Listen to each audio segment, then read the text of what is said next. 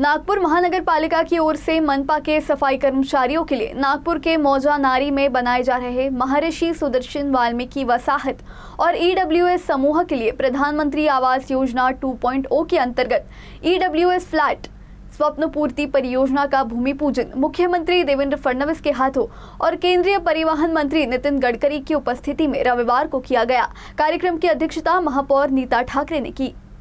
कार्यक्रम में बोलते हुए मुख्यमंत्री देवेंद्र फडणवीस ने कहा कि राज्य के सभी पात्र सफाई कर्मचारियों को श्रम साफल्य योजना के अंतर्गत 300 वर्ग फुट के मुफ्त घर उपलब्ध कराने का प्रशासन के निर्णय को कायम रखा गया है। उन्होंने बताया कि मनपा द्वारा बनाई जा रही आवास परियोजना का नाम महर्षि सुदर्शन वाल्मीकि वसाहत रखा जाएगा। उन्होंने कहा कि इस कॉलोनी में उद्यान, सामुदायिक सभागृह, सौर ऊर्जा प्रणाली, अपशिष्ट जल उपचार प्रणाली, जलापूर्ति और अन्य आधुनिक नागरिक सुविधाएं उपलब्ध कराकर एक आदर्श कॉलोनी बनाई जाएगी।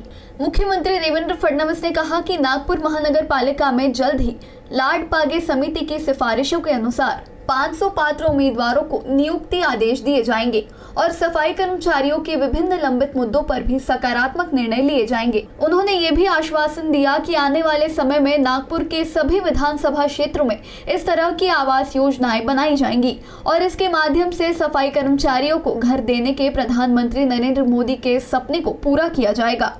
महाराष्ट्र में जितने सफाई कर्मचारी हैं सभी को श्रम साफल्य योजना के तहत 300 स्क्वायर फीट का मकान हम लोग मुफ्त में उपलब्ध कराएंगे। दुर्दैव से बाद में सरकार चली गई और जो नई सरकार आई उन्होंने उस जीआर को बदल दिया और मुफ्त की जगह सशुल्क पैसे लेकर ये घर दिए जाएंगे, इस प्रकार का निर्णय लिया। लेकिन आपके आशीर्वाद से फिर एक बार अपनी सरकार आई और हमने ये निर्णय किया कि पुराना जो हमारा जीआर है उसको ही लागू करेंगे और महाराष्ट्र में जितने सफाई कर्मचारी भाई बहन हैं सभी को 300 स्क्वायर फुट तक हम मकान बिना पैसे का मुफ्त में देंगे। ये निर्णय हमने किया और मुझे बहुत खुशी है हमारी नागपुर महानगर पालिका ने उसमें अगुवाई की। हम लोग सोच रहे थे शायद पहला नंबर मुंबई का लगेगा क्योंकि मुंबई में भी तैयारी चल रही थी, लेकिन मैं महापौर, उपमहापौर, स्थायी समिति अध्यक्ष, सत्ता पक्ष नेता और हमारे कमिश्नर साहब इनका आभार व्यक्त करूंगा कि इस योजना की शुरुआत नागपुर से हो रही है। वहीं केंद्रीय मंत्री नितिन गडकरी ने इस अवसर पर स्वच्छता कर्मियों के लिए आवास बनाने के लिए महाराष्ट्र सरकार और नागपुर महानगर पालिका का अभिनंदन किया। उन्होंने कहा कि इस संकुल से स्वच्छता कर्मचारी और बेघर नागरिकों को अपना आधिकारिक घर मिलेगा। उन्होंने स्वच्छता कर्मियों को हॉस्पिटैलिटी क्षेत्र में उतरकर स्वरोजगार करने की सलाह दी। उन्होंने कहा कि इस क्षेत्र में स्वरोजगार की बड़ी संभावना है। उन्होंने स्वच्छता कर्मियों को इसके लिए विशेष प्रशिक्षण देने का सुझाव भी दिया। नागपुर शहर में सफाई कर्मचारियों के लिए देवेंद्र जी ने महाराष्ट्र सरकार से मान्यता दी और ये योजना का शुभारंभ हुआ।